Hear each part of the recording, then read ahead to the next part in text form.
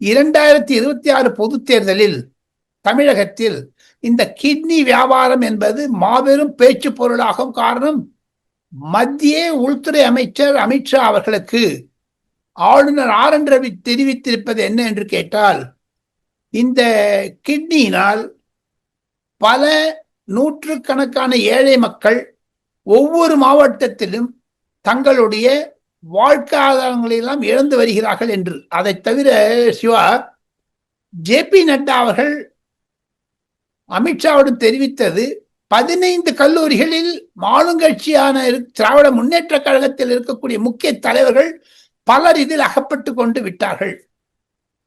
மா சுப்பிரமணியம் தமிழகத்தினுடைய சுகாதார அமைச்சர் நிருபர் கூட்டம் வைத்து பேசி விளக்கினாலும், இது பற்றி சென்னை ஹைகோர்ட் தீவிரமாக முயன்றுவதனால் எஸ்ஐடி ஃபார்ம் பண்ணியிருக்காங்க, ஸ்பெஷல் இன்வெஸ்டிகேட்டிங் டீம், போலீஸ்காரங்களை வச்சுட்டு. அதையெல்லாம் தவிர தமிழக அரசாங்கத்திற்கு இது ஒரு அவர் பெயர், பேட் நேம். மு.க. ஸ்டாலின் முதலமைச்சருடைய பணியில் இது ஒரு கரும்புள்ளியாகத்தான் இருக்கிறது.